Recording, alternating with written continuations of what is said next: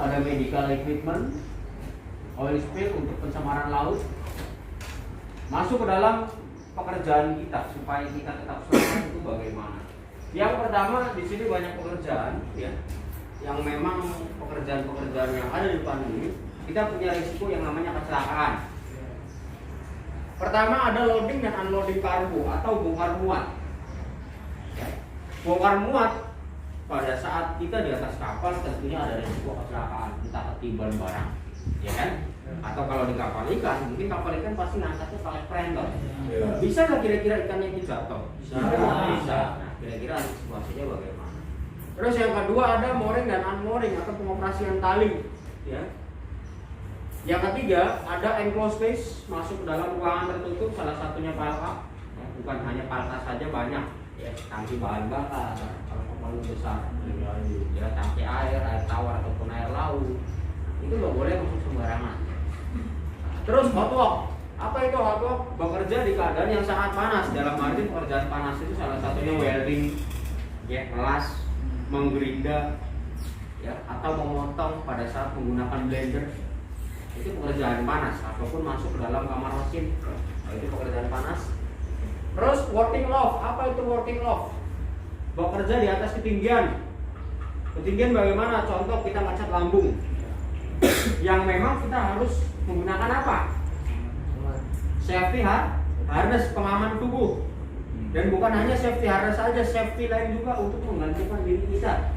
Bila mana ya pahit-pahitnya pijakan kita itu patah, kita masih menggantung, ya kan?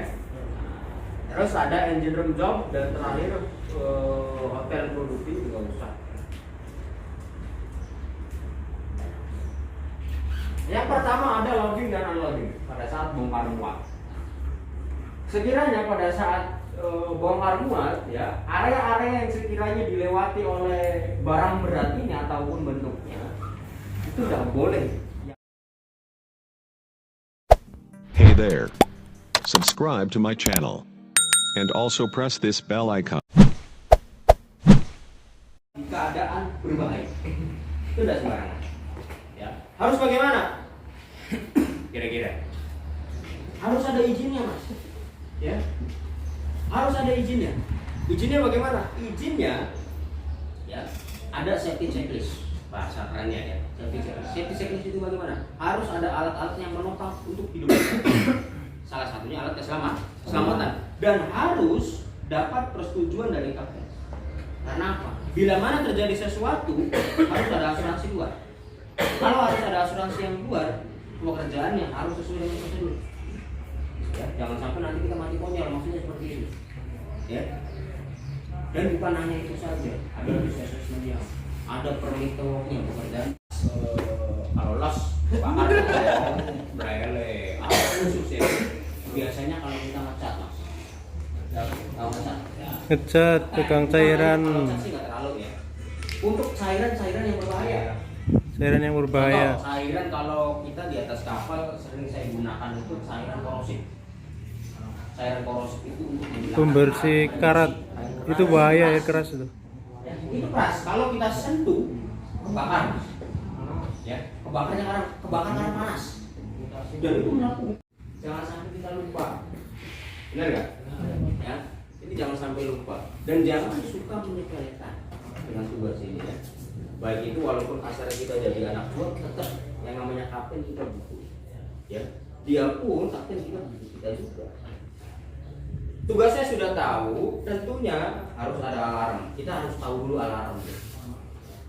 Jangan sampai alarm makan. Kan alarm berbeda-beda di atas kapal ya kan? Ada alarm makan, istirahat, ada general alarm, ada untuk meninggalkan kapal, abadonsi, ada kebakaran, alarm kebakaran berbeda-beda. Dan kita harus bisa membedakan. Ya alarmnya itu. Itu kenapa paling bangku matanya merem-merem?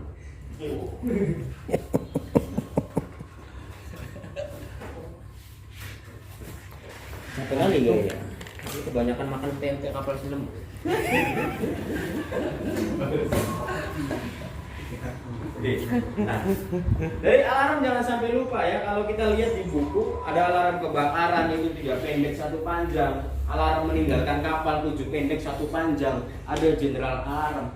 Dan ada juga alarm-alarm yang dipasang di setiap sudut kapal atau gangway. Nah, itu kita boleh nyalakan suatu saat bila mana kita melihat kebakaran. Boleh siapapun. Tapi bila mana ada kebakaran, jangan iseng. Ya, karena itu harus dipecahkan terlebih dahulu. Pecahkan baru kita tekan. Nah, fungsinya apa? Untuk mengantisipasi supaya kebakaran jangan sampai lebih besar. Nah, kitanya yang mendengarkan jangan sampai terbalik. Ya, jangan sampai terbalik dalam artian meninggalkan kapal. Alarmnya adalah kebakaran, kitanya ninggalin kapal. Boleh nggak? Kok teman-teman ada yang ninggalin kapal? Saya udah ninggalin kapal sendiri, kapalnya berangkat ya kan? Karena nggak tahu ilmunya. Dia terjun sendirian menggunakan life jacket. Alhamdulillah saya selamat sendirian. Selamat ke surga ya kan? Mungkin kalau masuk surga ya kan? Atau meninggalkan kapal, dia diem aja di kapal. Nggak ada yang untuk madamin apinya dibakar di mana? Soalnya orangnya udah keluar menggunakan skoci, ya kan? Tapi kalau di kapal ikan karena ruang lingkupnya kecil, nggak terlalu lah. Karena apa? Untuk masa station tempat kumpul keadaan darurat itu biasanya ada 2. Ya, setahu gue di atas kapal. Ada yang di Buritan, ada juga yang di Lampung. Nah, untuk yang di Lampung itu biasanya sekoci. Yang di Buritan itu adalah kebakaran. Berbeda. Takutnya kita salah kumpulnya di sekoci. Kita siap ninggalin kapal, ada orang yang di Buritan nungguin aja. Ya. Akibatnya apa? Seperti tadi. Ya kan? Gara-gara kitanya lupa akan alarm tersebut. Dan tidur pun di atas kapal, jangan terlalu nyenyak. Oh ternyata ada alarm, paling alarm suruh makan nanti tidurnya nanggung lah.